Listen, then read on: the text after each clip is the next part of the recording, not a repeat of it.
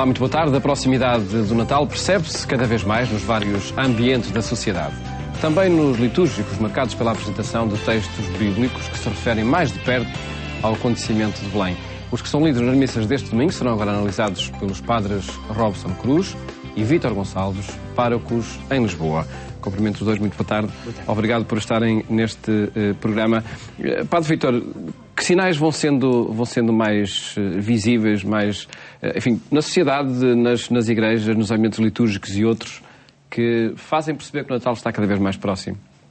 Bom, o grande sinal, creio que tem muito a ver com a luz e com as luzes. As cidades, as casas.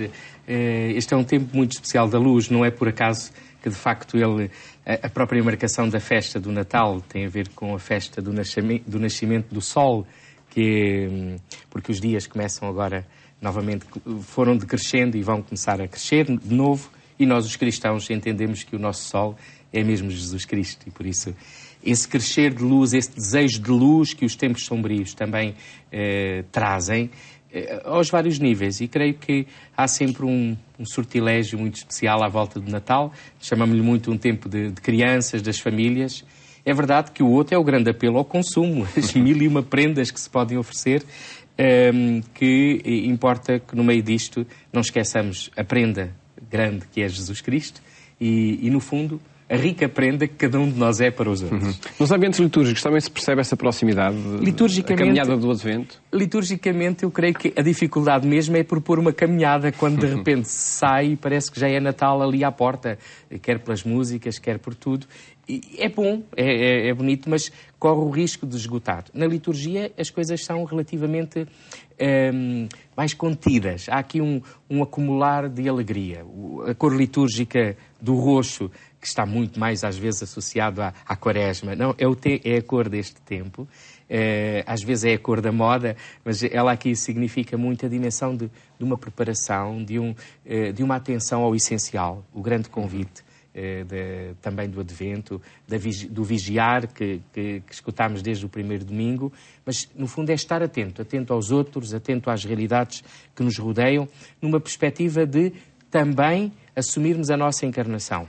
A coroa do Advento, que vai, cá está, com a mesma dimensão da luz, vai enchendo aquelas 4 velas da luz de Cristo e, sem dúvida, que a atenção aos outros. Às vezes o perigo é pensarmos que os pobrezinhos só há nesta altura, mas são imensas as campanhas bonitas e muitas sem uma referência, diria, religiosa, mas que são um património importante desta consciência de fraternidade. Diríamos, às vezes é pena que se concentre tudo ao mesmo tempo, mas é muito bom que percebamos que a encarnação de Jesus, o seu nascimento, veio fazer da humanidade irmã, veio fazer da humanidade mais fraterna.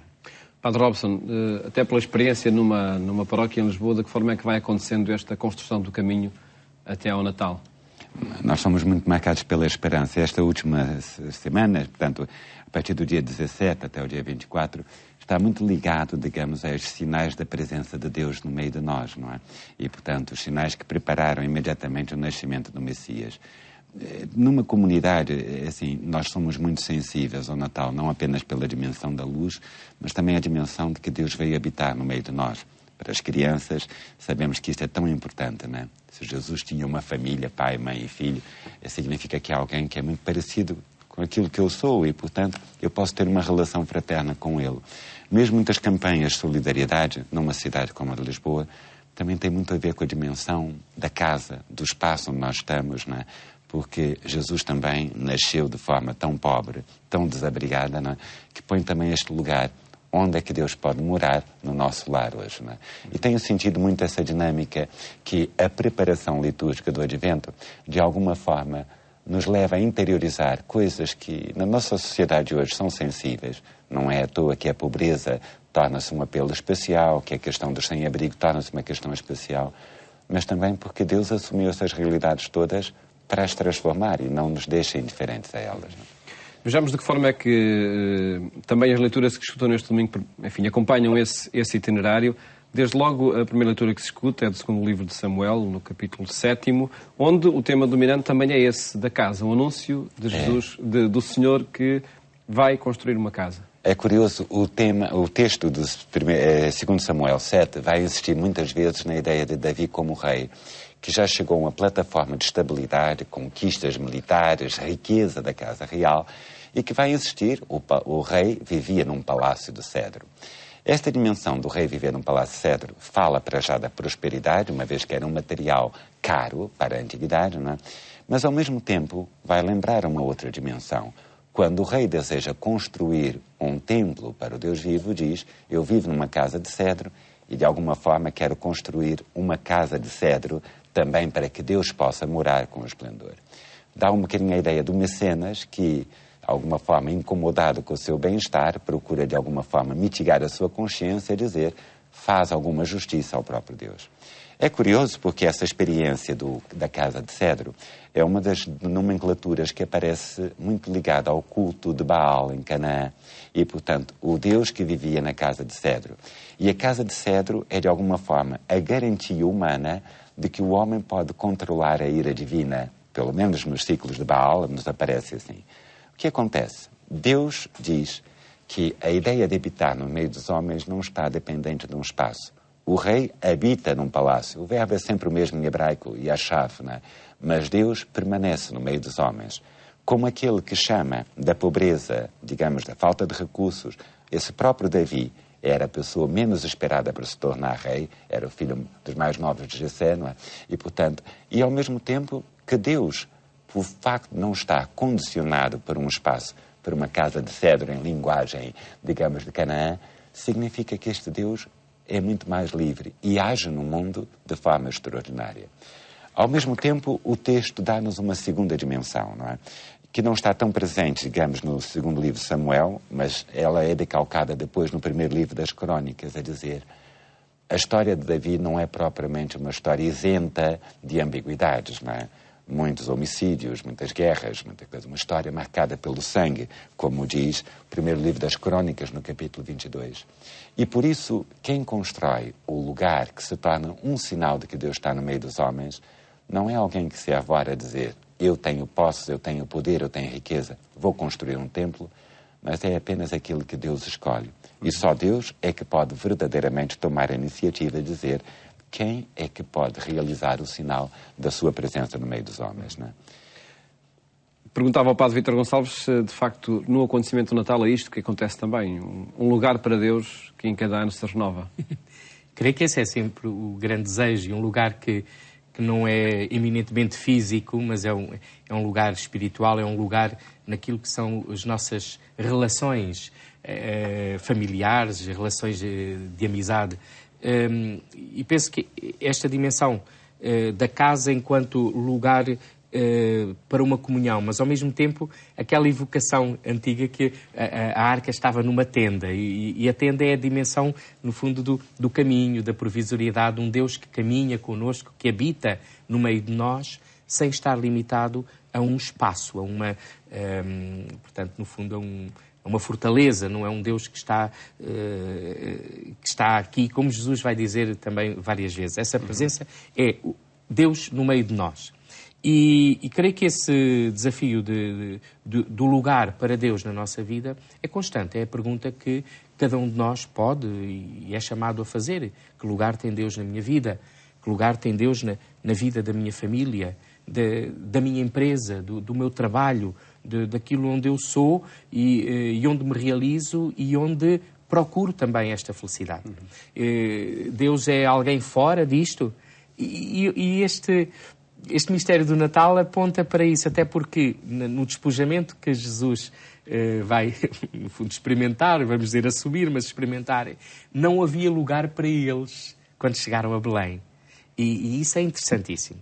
E a grande pergunta é, esta Belém, que é a minha cidade, que é o meu bairro, encontra também esse lugar para Jesus nascer, renovando a nossa existência, renovando os nossos critérios, renovando as nossas escolhas e renovando o projeto de felicidade que às vezes andamos a procurar e nunca o encontraremos porque não acertamos.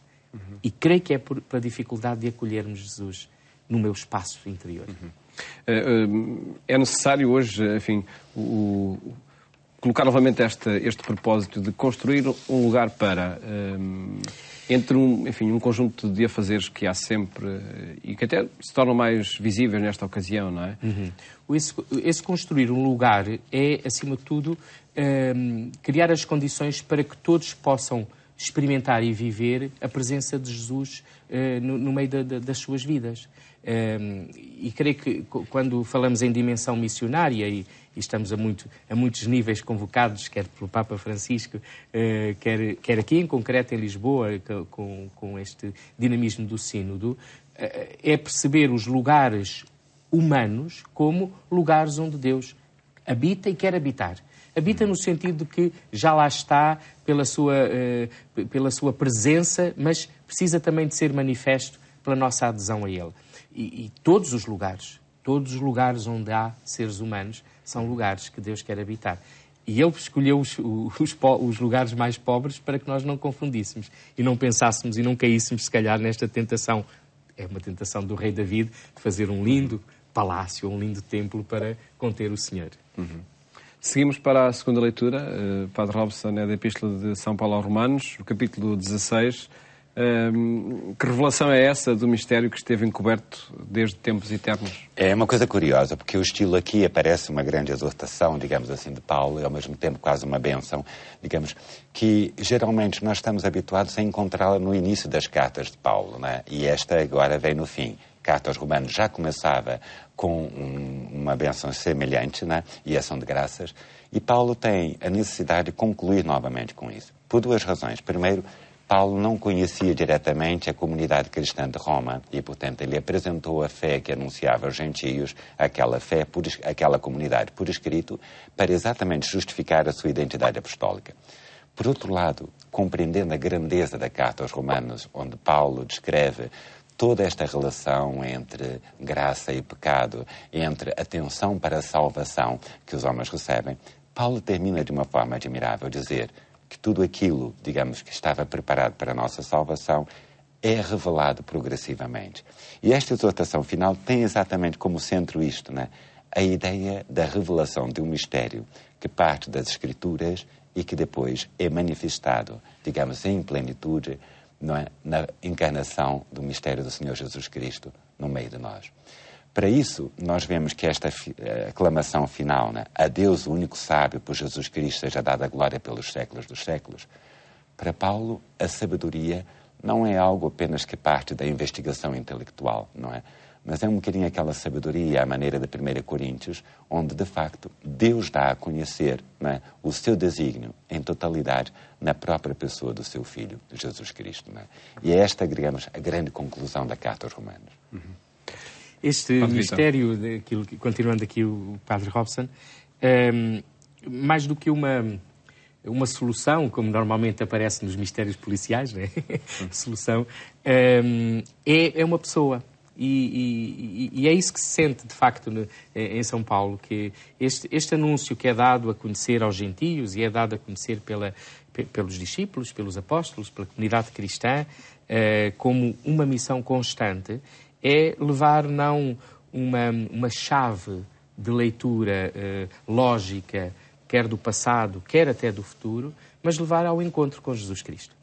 E esse encontro a partir da fragilidade destes barros, destes vasos de barro, como também diz São Paulo, que somos nós, mas que levamos um tesouro. E esse tesouro é, de facto, a pessoa de Jesus Cristo. Uma pessoa que entra em relação connosco, que nos propõe o viver como filhos e como irmãos. E creio que é essa sensibilidade também que, na preparação imediata do Natal, nós somos, de facto, extraordinariamente sensíveis. O Padre Robson falava há bocadinho do encanto das crianças em descobrir que Jesus teve uma família como nós. Portanto, fez-se tão pequenino, capaz de nós também lhe pegarmos ao colo. E é essa dinâmica de encontro com o Jesus, que depois cresce, que é o homem, mas com o Jesus verdadeiramente humano e profundamente humano, que nos apaixona e creio que nos pode ajudar a perceber que outros também se apaixonam. É um mistério muito próximo. É um mistério próximo e que nos faz... não é um mistério que está resolvido no sentido, pronto. Não, é um mistério que nos faz andar. nos faz andar porque há aqui um já e um ainda não. Mas viver isso numa comunhão com Cristo é experimentar essa proximidade. Vejamos o texto do Evangelho que se escuta nas Eucaristias deste domingo. É do evangelista Lucas, no capítulo 1, onde há esse anúncio do anjo Gabriel a Maria: conceberás e darás à luz um filho a quem porás o nome de Jesus. Pedia-lhe, Padre Robson, antes de irmos a outros detalhes do texto, que relevo teve este anúncio para o povo de Israel que esperava o Messias, não é? Exato. Nós não chegamos lá ao final do texto, segundo Samuel 7, só voltar. Deus, quando faz a revelação ao profeta Natan, começa com uma pequenina indicação. Vai dizer ao meu servo Davi. Os autores chamados deuteronomistas, né, só usam essa expressão referida a outra pessoa, Moisés. E o final do texto dizia: não és tu que me vais construir uma casa, eu é que vou construir uma casa para ti. A tua casa e o teu reino permanecerão para mim para sempre. Repare que esta ideia de que a aliança do Sinai passa agora a ser a aliança com a casa davídica fica na memória do povo, sempre com a ideia daquilo que vai ser, usando uma expressão fraca, mas a glorificação de Israel. Qual é o destino de Israel? Ser o lugar onde se vai afirmar esta aliança de Deus para sempre. A ideia de uma promessa feita à casa de Davi era algo muito vivo, sobretudo em tempos, digamos, como de Jesus, onde uma expectativa messiânica crescia, onde uma situação de invasão pelos romanos, desde o tempo de Pompeu, no ano 60 a.C., criava sempre a dificuldade de perguntar o que é feito deste povo que nem autonomia tem. E, portanto, todas as memórias das promessas feitas à casa de Davi, a ideia de um Messias libertador, vão estar presentes nesta grande interrogação que os evangelhos da infância procuram responder. Quem é Jesus desde o seu nascimento? E o texto vai realçar aqui, primeiro, esta dimensão, não é? Jesus é filho de Davi. E começa-se logo: o anjo de Deus é enviado a uma virgem desposada com um homem chamado José, da casa de Davi. Esta referência de que Jesus é herdeiro das tradições de Davi são muito importantes. O segundo elemento que se vai insistir muito, e embora de forma muito diversa, Mateus, no seu Evangelho, também vai insistir, é na concepção virginal de Jesus. Ou seja, de uma forma misteriosa que nós não sabemos explicar do ponto de vista, digamos, da ciência ou natural, como foi a concepção virginal, não é? Maria encontra-se grávida sem intervenção humana, não é? Ambos os textos procuram dizer isso, ou seja, a filiação davídica e, ao mesmo tempo, a concepção virginal. Isso unifica os textos. Lucas vai desenvolver, digamos, o que é que significa esta condição de Jesus. Ele vai dar à luz um filho a quem porá o nome do Salvador, Deus que salva, não é? Ele será grande e será chamado Filho do Altíssimo. Filho de Davi, não é? E, ao mesmo tempo, Filho do Altíssimo, afirmando que a sua condição divina existe desde o mistério da sua conceição. Repare que, para isto, mais do que um relato histórico, quem estivesse lá tirar uma fotografia, o que é mais importante é isto, é assinalar que Deus cumpre a sua promessa.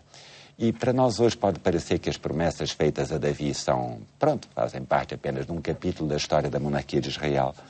Mas para os autores do Novo Testamento, como para nós hoje, a ideia de que Deus é fiel às suas promessas é algo de importantíssimo. E o sim de Maria entronca a forma habitual como Deus cumpre as suas promessas, reclamando a colaboração humana. E quando ela diz: eis aqui a serva do Senhor, ela no fundo põe-se em paralelo com as alianças de Moisés, com as alianças feitas à casa de Davi e agora com a aliança que inaugura um tempo novo, que é a própria pessoa de Jesus. Este texto, Padre Vítor, dá lugar de relevo a Nossa Senhora, a Maria, e, enfim, todo o protagonismo que ela adquire nesta encarnação do Filho de Deus. Sim, e como resposta também de fidelidade a Deus. É bom sublinhar este aspecto do cumprir o prometido, porque é bom, em tempos às vezes difíceis disto, das nossas fragilidades humanas, mas perceber que Deus é aquele que cumpre e ao qual também, no fundo, neste reclamar a nossa colaboração, a nossa participação no seu projeto e no projeto da salvação, o sim de Maria ganha uma dimensão imensa, porque é o sim de toda a humanidade, sempre que também aderimos ao projeto de Deus e sempre que mesmo com as nossas dúvidas, não são dúvidas, eu gosto tanto desta pergunta de Nossa Senhora, como será isto? Porque é a pergunta mais que evidente. E também gosto muito do discurso já preparado do Gabriel, que faz-lhe ali uma catequese, uma exegese. E diz como é que tudo acontecerá, não é? Diz como é que tudo acontecerá, mas cá está. Não. Pela habitação divina. Virá sobre ti. Virá sobre ti, a dimensão do habitar. Como também a importância do sinal. Eu julgo que este sinal de como Isabel, no seguimento das santas mulheres do Antigo Testamento que eram estéreis, que ela vai conceber do seu marido, mas isso serve de sinal. E creio que a importância dos sinais é algo também que nos faz perceber essa proximidade de Deus. O Deus que habita em nós, habita a partir das nossas realidades humanas e nós somos seres que precisamos desses sinais. Não os exigimos como milagres, mas aqui, no fundo, a atitude de Maria não é nada passiva, é uma atitude de entrega, de confiança, de radicalidade na força da palavra de Deus. E creio que, no fundo, também no Natal, é percebermos essa entrega não só que Deus faz a nós, mas que nós também nos fazemos a Ele, no acolhimento dele na nossa vida e no nosso projeto de felicidade. Fica essa perspectiva para a celebração do Natal e a preparação nestes dias que o tornam cada vez mais próximo. Muito obrigado por terem estado neste programa. Votos de Bom Natal. Não nos vimos entretanto. Um programa que, de facto, onde quisemos apresentar as mensagens propostas para preparar a celebração do Natal que se aproxima. Votos de bom fim de semana. Até a próxima segunda-feira, se Deus quiser.